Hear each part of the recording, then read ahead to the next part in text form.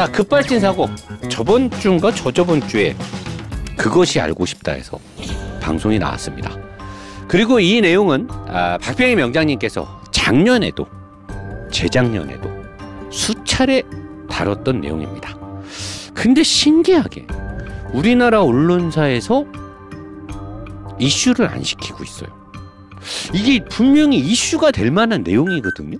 왜냐면 너무나 많은 증거 자료들이 나왔는데 증거 자료가 없이 급발진이다라고 우기는 내용이라든가 억울한 사건들은 언론사에서 함부로 다루기가 민감하다라는 걸 저도 동감합니다.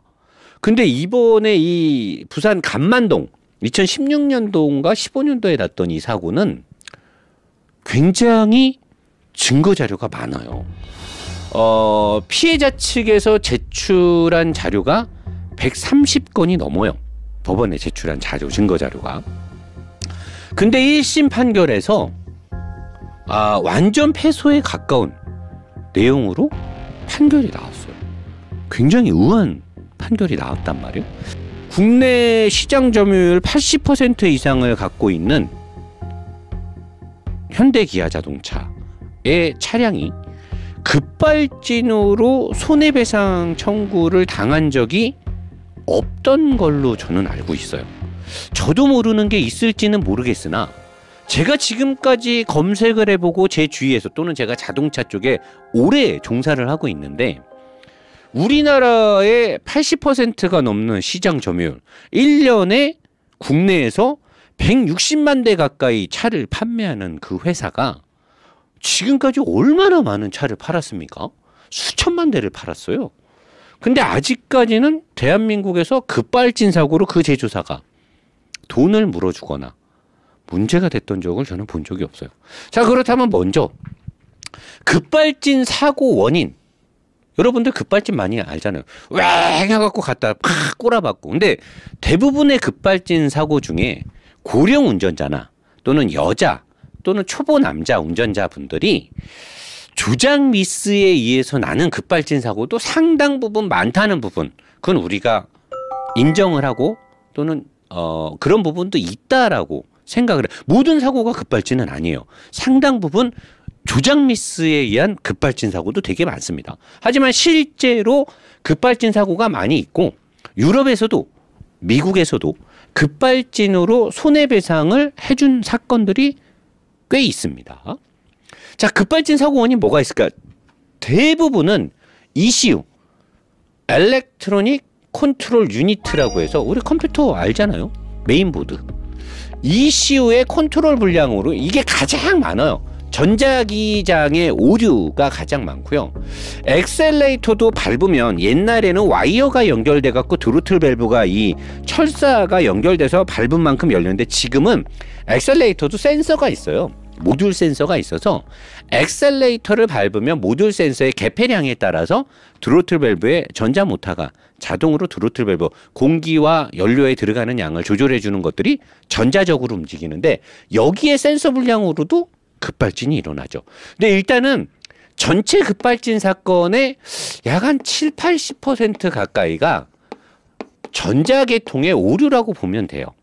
이거는 증명하기가 되게 쉽지도 않고, 그리고 요거는 사실 제조사에서 차를 가져가서 EDR을 돌려보면 다 나오죠.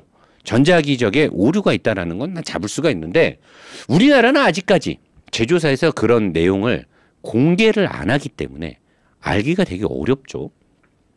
그 다음에 이제 드로틀 밸브, 아까 제가 얘기한 드로틀 밸브가 뭐냐, 흡기로 통해서 엔진 실린더 안으로 공기가 들어가는 곳을 밸브가 열고 닫는 거, 여기를 드로틀 밸브라고 해요.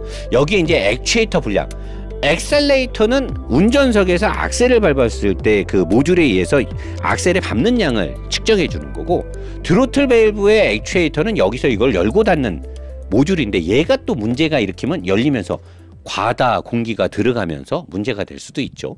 그 다음에 터보의 제어 문제라든가 터보의 베어링을 시키기 위해서 냉각수나 엔진 오일을 순환을 시켜서 터보를 냉각을 시키는데 베어링을 냉각시켜야 되거든요. 그쪽이 이제 마모가 되면서 거기를 통해서 엔진 오일이 유입되면서 엔진의 활성화에 또 어시스트를 주는 그런 문제도 있습니다. 근데 디젤의 경우는 약간 다른 경우가 있어요. 디젤의 경우는 연료 문제에 의한 오버런이라는 게 있어요. 오버런. 여러분들이 이걸 정확히 알아야 돼요. 자, 가솔린 차량은요. 엑셀레이터의 조작이라든가 ECU의 문제, 그러니까 모든 것들이 전자기적인 것들이 연관이 돼 있어요. 그러니까 전자계통에 오류가 생겼을 때 운전자의 어떤 적이랑 상관없이 급발진이 일어나는데, 그때는 만약에 드라이브를 N으로 빼거나 그러면 엔진은 과다하게 가더라도 파워트레인이 연결이, 왜냐면 TCU랑은 별개로 움직이니까 여러 가지도 있고, 시동이, 그러니까 수동 뭐 키 같은 경우는 시동을 끌 수도 있고 여러 가지가 있단 말이에요. 근데 요게 디젤에서도 다 관련이 있는데, 디젤 차의 경우 요즘 디젤도 마찬가지인데 과거 디젤의 경우는 전자계통하고 아예 상관없이 수동적으로 급발진 사고가 날 수가 있어요. 오버런이라고 하는데 뭐냐면은, 디젤은요, 엔진이 여기 있어. 1번 실린더, 2번 실린더, 3번 실린더, 4번 실린더가 있어. 그러면은 흡기 매니폴드에서 이렇게 공기가 들어가잖아요. 엔진 안으로. 근데 이 공기가 들어가는 양을 제어하는 장치가 없어요. 디젤들은. 그냥 항상 개방이야. 항상 개방이고, 악셀을 밟고 났을 때 연료의 양을 가지고 엔진이 활성화가 되고 엔진 RPM이 떨어지고 올라가고 하는 거예요. 디젤의 경우 이 오버런이 뭐냐면 공기가 들어가는 양은 항상 개방이 돼 있어. 그러면 악셀을 밟아서 연료량이 들어가고 안 들어가느냐에 따라서 엔진이 확 갔다가 줄었다가 하는 건데, 오버런이 되면 악셀을 안 밟았는데 엔진 안으로 연료가 들어가는 거야. 그럼 사람들이, 노사님 그게 어떻게 가능해요? 악셀을 밟아야 연료가 분사될 거 아닙니까? 그치? 악셀을 밟아야 연료가 분사되는 게 정상이야. 근데 악셀을 안 밟았는데 엔진 안에 연료가 들어가는 거야. 자, 전자기적인 문제랑 아무 상관이 없어. 어떻게 컨트롤을 할 수가 없어. 나는 악셀을 안 밟았는데 엔진 안에 연료가 들어간 거야. 근데 연료가 들어갔는데 산소는, 공기는 풀 개방이 돼 있어. 그럼 엔진이 올라가겠지. 엔진 RPM이 올라가고 힘이 올라가는 거야. 디젤은 또 압축 착화 방식에 의해서 토크가 높기 때문에 엔진이 힘을 내기 시작하면 초반부터도 아무리 브레이크를 세게 밟아도 엔진이 바퀴를 돌리는 힘을 브레이크로 잡을 수가 없습니다. 못 잡아요. 엔진이 이 브레이크를 이겨요. 브레이크를 밟아도 차는 튀어나가게 돼 있습니다. 그걸 오버런이라고 해요. 부산 산타페의 경우 사고가 이 오버런이 지금 의심이 되고 있는 거예요. 근데 이 오버런에 관련된 내용이 1세대 산타페가 지금 부산 감만동에 급발진 사고로 의심되는 건이 이 1세대 산타페거든요. 1세대 산타페는 출시 이후 고압 펌프 이상으로 인한 조향불능 및 연료 누출 문제가 꾸준히 제기돼 왔었다. 여기 나오죠. 고압 펌프. 자, 아까 엔진 안에 악셀을 안 밟았는데 연료가 어떻게 들어가냐? 이 고압 펌프의 문제에 의해서 고압 펌프에서 새는 연료가 일로 이동해서 엔진 안으로 유입되는 몇 가지 문제점들이 지금 제기가 된 거예요. 근데 이게 그냥 이렇게 꾸준히 문제 제기만 됐느냐? 그게 아닌 거야. 알고 봤더니 제주사 측 안에서도 이게 문제가 되고 있었던 문건들이 나왔어요. 내부 고발자가 문건을 공개했네? 그리고 실제로 이런 오버런이 있었던 유사 사례의 유경험자들이 그것이 알고 싶다에 나와서 인터뷰를 때려버린 거야. 완벽하게 몇 가지로 의심되는 것들이 밝혀져 버린 거지. 근데 왜 법원에서는 인정을 안 했나? 지금부터 봐볼게요. 자, 제조사 측은 그 아래에서 찾아갔어. 제조사 측은 이거에 대해서 어떻게 생각하냐? 그랬더니 공학적으로 불가능하다라는 입장을 발표를 했어요. 근데 그들의 말이, 여러분들이 그것이 알고 싶다를 유튜브에서 돌려볼 수 있거든요. 말이 앞뒤가 달라. 한번 보세요. 그거를. 배견이 있었다는, 없었다. 배견이 뭐냐면 뒤에 머플러에서 하얀색 연기가 많이 나오는 거. 하얀색 연기가 나오는 거. 그게 뭐냐? 엔진 오일이 과다로 들어갔을 때 뒤에서 하얀 연기가 많이 나요. 완전 연소가 안 되면서 오일이 타면서 하얀 연기가 나오거든요. 배견이 없었다. 오버런을 하려면 엔진 오일도 같이 들어가야 되니까 배견이 있어야만 오버런이라고 볼 수 있다라고 제조사 측에서 배견이 없었기 때문에 부산의 간만동의 산타페 급발진 사고는 배견이 없었기 때문에 불가능하다. 오버런이라고 볼 수 없다라고 얘기를 해. 근데 오버런이 있을 때 100% 배견이 있어야 되냐라고 물어봤더니 또 그렇지 않은 경우도 있다라고 얘기를 해. 그러면서 다시 얘기하는 게 하지만 오버런의 경우 배견이 있었는 경우가 대부분 그러니까 말인지 방구인지 모르겠어. 배견이 없으면 오버런이 아니다. 근데 그러면 오버런은 100% 배견이 나냐? 그랬더니 아닌 경우도 있다. 하지만 오버런은 배견이 많아야 된다. 라고 얘기하면서 뭔가 말이 앞뒤가 안 맞아. 그 약간 그 죄를 지은 사람들이 변명하는 듯한 그런 뉘앙스를 나는 받았거든요. 근데 이 유사한 사건의 4명의 차주들이 그것이 알고 싶다 해서 인터뷰를 했는데 자기도 급발진 현상이 일어났는데 이 부분들이 대부분이 군대에서 운전병 출신들이야. 차량 문제 발생 시 기어 중립, 차를 갓길에 정차, 하차 후 점검이 몸에 밴 사람들이야. 문제가 생겼을 때 잽싸게 기어를 N으로 빼니까 N으로 뺀 순간 RPM이 올라가면서 배견 현상이 나오기 시작했대. 왜 중립으로 기어를 뺐을 때 배견 현상이 늘어나느냐? 아까 제가 박병일 명장님하고도 통화를 해보고 그것이 알고 싶다 해서 인터뷰를 했던 사람들이나 관련 자료를 네이버에서 찾아보니까 기어를 중립으로 놓거나 기어를 파킹 위치에 놓으면 아이들 상태로 인지를 하기 때문에 ECU에서는 연료 공급을 거의 희박 연료 공급으로 내려버려요. 자, 그렇게 됐을 때 기어를 중립이나 파킹에 놓게 되면 엔진하고 미션하고의 연결의 부하가 일단 끊겨요. 엔진에서 무부하 상태로 갑니다.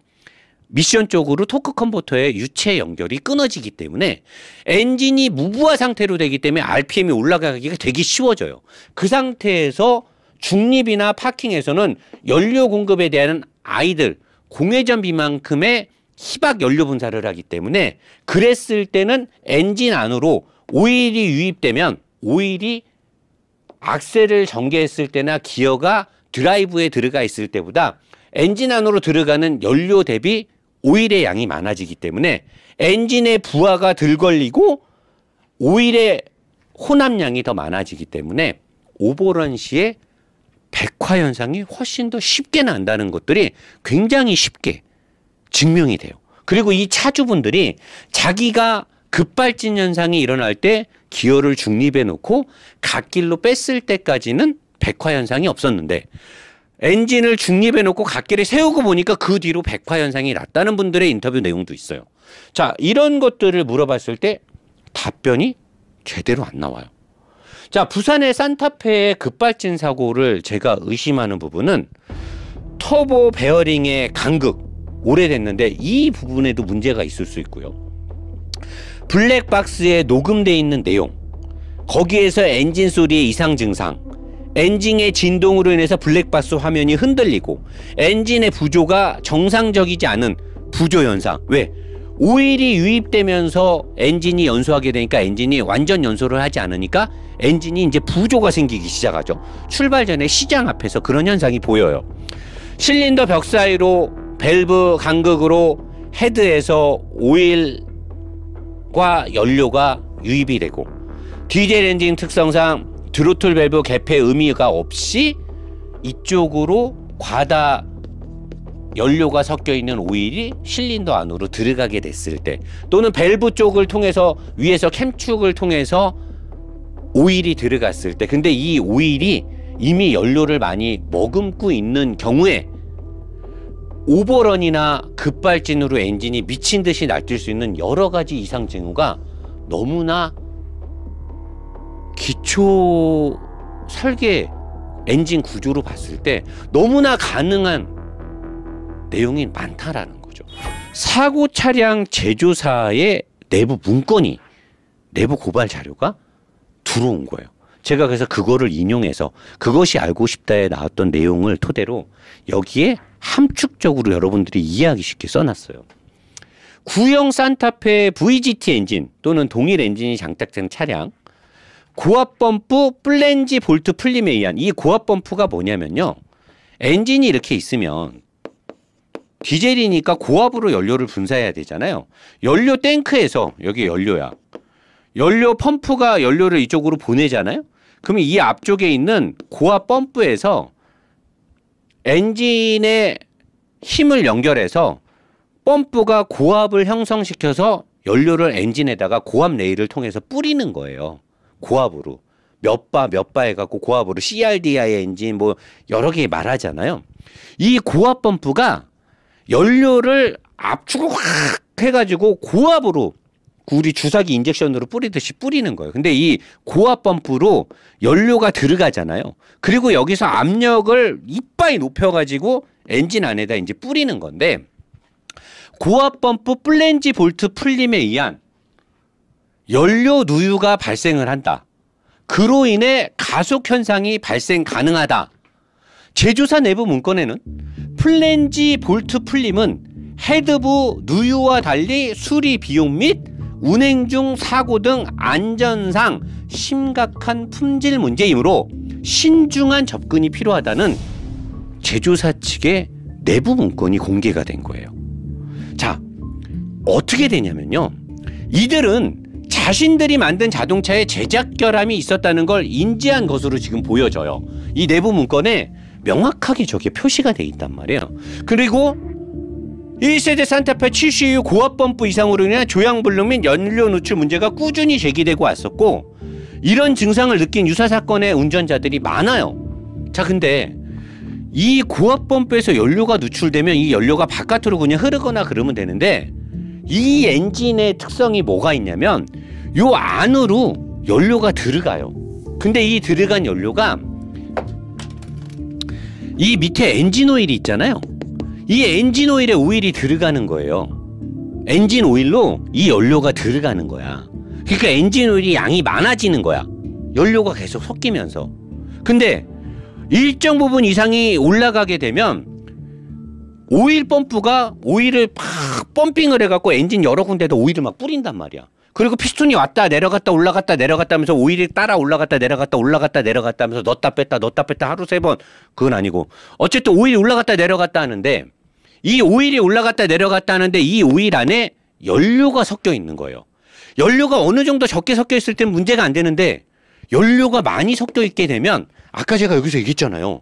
디젤 엔진은 전자계통이랑 상관없이 흡기가 항상 개방되어 있기 때문에 시동이 걸려 있는 상태에서 안에 연료가 들어가게 되면 운전자의 악셀 페달 전개와 상관없이 RPM이 올라가는 거예요. 왜? 공기가 항상 들어오니까. 공기가 항상 들어오니까 연료만 들어갔다라고 하면 엔진은 와라락 하고 올라가는 거예요. 근데 여기에 지금 엔진 오일 안으로 연료 펌프에서 누유가 된 연료가 계속 들어가는 거야.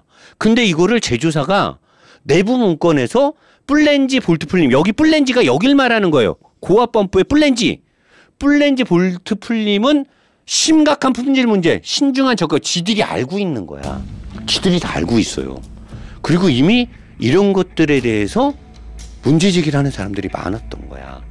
자, 근데 재판부가 1심에서 말도 안 되는 기각 결정을 내렸어요. 왜냐? 내가 자세히 봤어. 중립기관, 국가수는 원고와 피고에 관련돼 있지 않는 중립기관으로 재판부는 판단을 해요. 그래서 중립기관의 입장에서 내놓는 자료에 대해서 신빙성을 좀 높게 보는 거예요. 저는 여기까지는 이해가 됩니다. 국가수에서 확인되지 않은 내용들이 외부기관, 박병일 명장님이나 다른 쪽에서 밝혀졌고 외부적 요인에 의한 증거 훼손이 의심이 되고 그리고 브레이크를 안 밟은 것으로 판단이 되기 때문에 1심에서 재판부는 급발진으로 보기 어렵다라는 완전 패소에 가까운 판결을 내렸어요. 자, 이것도 중요하고 이것도 중요하고 이것도 중요하고 다 중요해. 근데 원칙적인 것만 놓고 하나만 보자는 거지. 브레이크를 안 밟은 것으로 판단, 이 부분이 재판부의 판단에 큰 영향을 줬다라고 해요. 자, 국가수는 별도의 실험으로 브레이크를 안 밟은 것으로 확인을 했대요. 실험 조건으로 이 차가 브레이크를 밟았는데 증거로 제출된 트럭에서 찍힌 블랙박스에 브레이크가 점등이 안 됐다라는 거를 실험을 통해서 밝힌 거야, 국가수가. 근데 국가수가 어떤 식으로 실험을 했나 보니까 실험 조건이 달라. 국가수가 실험한 차는 일단 천천히 움직였어. 근데 사고가 났을 때 그 해당 차량은 시속 90km가 넘었어요. 빨리 갔을 때 화소수가 좋지 않은 블랙박스가 빨리 움직이는 물체를 제대로 담아내지 못하겠죠. 그리고 국가수가 실험했던 블랙박스는 화질이 좋았어요. 하지만 증거로 채택돼서 제출됐던 트럭에 달려있던 블랙박스는 화소수가 되게 낮았어. 그리고 그 트럭에는 틴트가 새까맣게 돼 있었어요. 그러니까 트럭에 달려 있었던 증거로 제출됐던 블랙박스에서는 이 차가 브레이크 등이 들어왔는지 안 들어왔는지를 확인이 어렵다는 거죠. 근데 국가수는 다른 조건의 실험으로 해놓고 봐라.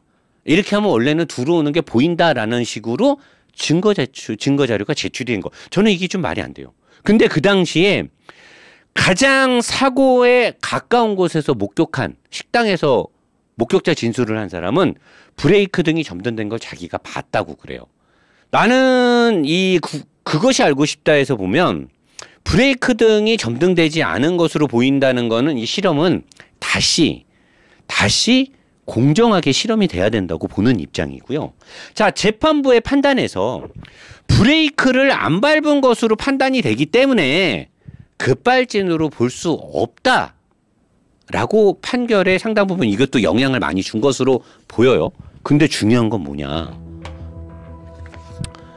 2014년 3월 4일자의 기사 내용이에요. 연합뉴스에서 나온 기사 내용인데요. 광주에서 자동차 급발진 의심 사고로 일가족 3명 중 1명이 숨지고 2명이 크게 다치는 안타까운 사고가 있었습니다. 물론 이때도 현대 기아 차량인 것으로 보여집니다. 안타까운 사고고 삼가 고인의 명복을 빌도록 하겠습니다. 오전 7시 20분께 광주 광산구 모 공장 내 주차장 외벽에 승용차가 돌진을 했는데, 자, 이 차는요 주변에 있는 CCTV에서 주행 중 브레이크 등이 켜진 것이 찍혔어요, CCTV에. 자, 근데 우리나라 국토부, 우리들이 늘 장난처럼 말하는 현토부라고 하죠. 여기서는 이제 국가수가 실험을 한 거고요. 여기서는 국토부가 개입을 한 건지 뭔지는 모르겠는데 왜 국토부의 자료가 여기 들어갔는지는 저는 몰라요. 근데 여기서는 주행 중 급발진 사고가 나서 사망사고에 이르는 안타까운 일이 있었는데도 급발진 사고로 인정을 못 받았어요. 왜냐? 이거는 2011년 서해안 고속도로에서도 서해대교에서 났었던 사고인데 2건의 사고가 연관성이 있나 봐요. 이때도 브레이크 등이 켜져 있었어요. 근데 왜 이게 급발진 사고로 인정이 안 됐느냐? 그러나 국토부는 2012년 모의 충돌 실험 결과 브레이크를 밟지 않은 상태에서도 제동등이 켜지고 ABS가 작동할 수 있으며 기계적 관성력에 의해 브레이크 등이 켜질 수 있다고 결론 냈다. 그러니까 뭐냐면 급발진 사고로 의심되는 사고가 있었는데 국토부가 뭐라 그랬냐? 자동차는 브레이크를 밟지 않아도 브레이크 등이 들어온대요. 여기서는 브레이크 등이 안 들어왔기 때문에, 브레이크를 안 밟았기 때문에 운전자가 적극적으로 제어를 하지 않았기 때문에 급발진으로 의심되는 판결에 영향을 상당 부분 준 것으로 의심되는 내용이 재판부에 인용이 됐어요. 근데 여기서는 브레이크 등이 들어왔는데, 브레이크 등이 들어왔더니 국토부에서 브레이크 등은 브레이크를 밟지 않아도 들어올 수 있대. 여러분, 제가 자동차를 좀 잘 알죠? 저 자동차 좀 잘 알죠? 브레이크 등은요 1차적인 아날로그로 연결이 돼 있어요. 그 어떤 ECU나 TCU의 여러 가지 모듈하고 상관없이 브레이크 페달하고 브레이크 담화 등하고 다이렉트 연결이 돼 있습니다. 외부적인 요인에 의해서 들어오고 안 들어오고 할 수가 없어요. 담화가 나가지 않는 이상, 담화라고 표현해서 죄송합니다. 브레이크 등은요 페달하고 다이렉트 연결이에요. 그 어떤 다른 모듈을 거치지 않습니다. 제가 알기로는 그래요. 요즘 차가 바뀌었을진 모르겠는데 제가 자동차를 공부할 때까지만 해도 브레이크 페달은 대로등에 있는 다마랑 이거 너무 일본 말이 많이 나오네. 브레이크 컨비네이션 램프에 있는 필라멘트랑 전구 다마라고 해야 돼. 어쨌든 전구랑 다이렉트 연결이에요. 근데 여기서 국토부에서 그런 거야. 외부적인 요인에 의해서 브레이크를 밟지 않아도 브레이크를 밟지 않아도 제동등이 켜진다. 관성력에 의해 브레이크 등이 켜질 수 있다. 지구상에 판매하는 그 어떤 차가 관성력에 의해서 브레이크 등이 들어와요? 이게 과연 말이 되는 건가요? 자동차의 브레이크 등이 관성에 의해서 브레이크 등이 들어온대. 국토부에서 그렇게 말한 거예요. 그래서 이 사고는 브레이크 등이 들어왔는데 급발진으로 인정이 안 됐어요. 여기서는 브레이크 등이 안 들어왔기 때문에 급발진으로 인정이 안 됐어요. 국가수는 엔진 오일을 따로 점검하지 않았다고 한다. 자, 여기서 엔진 오일 중요하죠. 왜? 엔진 오일이 증가했을 때 이 엔진 오일 안에 연료가 얼마만큼 섞여 있느냐 굉장히 중요합니다. 플랜지 볼트 풀림으로 인해서 고압 펌프에서 연료가 엔진 오일 안으로 들어갔기 때문에 이 차량의 엔진 오일의 양과 엔진 오일의 연료가 몇 % 이상 희석이 됐는가는 굉장히 중요한 내용이에요. 근데 국가수는 엔진 오일을 따로 점검하지 않았어요. 왜냐? 엔진 오일에 대하여 별도의 성분 검사를 한 적은 없다는 것인 바 엔진 오일에 희석된 연료가 고압 펌프에서 누출된 경우라고 단정할 수도 없다. 국가수는 차량의 파손이 심해 유관 및 제한적인 관능 검사를 진행했다라고 답변이 나왔어요. 관능 검사. 우리가 보통 전라의 누드 사진이나 여성들의 나치 사진을 관능적인 몸매다라는 표현을 자기가 들어는 봤는데 이런 중요한 사고 검사를 하는 국가수 기관에서 관능 검사를 했다. 관음증인가요? 어떻게 국가수에서 여러 명이 사망한 사고의 차량에 차를 검사하는데 관능 검사를 진행했다라는 말을 평가 보고서를 낼 수 있는지 저는 어처구니가 없더라고. 근데 박병희 명장님께서 이 차를 검사했을 때 의심할까봐 혹시라도 증거를 조작한다고 할까봐 실시간 방송을 녹화하면서 이 차량을 검사를 진행했어요. 했더니 엔진 오일의 과다량이 확인됐고 고압 펌프의 플랜지 볼트가 풀림을 확인했습니다. 중요 부위가 해체되지 않고 검사 진행 흔적이 없다는 것도 확인했어요. 국가수에서 몇 달 동안 차가 세워져 있는 상태에서 관능 검사만으로 검사 보고서가 작성이 되고 차량은 뜯어보지도 않고 엔진 오일의 양이나 성분조차도 검사하지 않은 상태에서 그 중요한 재판부의 판결에 영향을 주는 국가수의 검사 보고서가 제출이 된 거예요. 그거를 수사기관에서는 인용을 해서 증거자료로 재판부에 제출을 한 거죠. 여러분들도 저도 남일이 아닙니다. 우리에게도 생길 수 있는 일이에요. 우리는 이 문제를 다시 한번 공론화를 시키고 관심을 가지고 이슈화를 시켜줘야 됩니다. 언론에서 다 무시하고 있는 이 사건을 우리 자동차를 좋아하는 우리 국민들, 자동차 우리 매니아들이 우리들이 관심을 가져줘야 돼요. 우리들이 남일이니까 뭐 저게 뭔데? 그 무관심. 그래놓고 나한테 피해 생기면 도와달라고 할 거 아닙니까? 제가 이거 하면 저한테 돈 생기는 거 아니죠? 박병희 명장님께서 이거 하면서 돈 받고 하셨습니까? 그냥 하셨어요.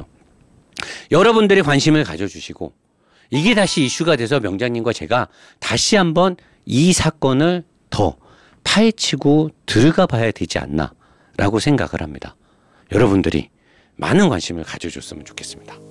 대선도 끝났고 이제 저는 다시 국내 자동차, 수입 자동차, 벤츠, BMW, 폭스바겐, 포르쉐, 리콜이 많이 터졌습니다. BMW를 제가 좋아한다고 해도 BMW를 제가 봐주진 않습니다. 자동차의 사용자, 우리 국민의 피해가 생기는 부분에 대해서는 노 사장은 절대 봐주지 않습니다. 더불어 현대기아자동차 리콜 문제 최근에 많이 터졌습니다. 그 외에 배터리 문제, 전기차의 문제, 여러 가지들 제가 두세 달 넘게 시사에 관련된 문제들을 칠판 라이브를 다루지 않았어요. 왜? 경기가 안 좋기 때문에. 하지만 더 이상은 내가 경기가 안 좋다는 문제로 제조사나 판매 딜러십들의 문제점들을 묵인하고 있는 건 우리 소비자들한테 피해가 가중되기 때문에 제가 더 이상은 참을 수 없다라고 판단을 했습니다. 이제부터 날카롭게 제조사와 판매사의 문제점들을 파헤치고 들어가겠습니다. 브렉셀러.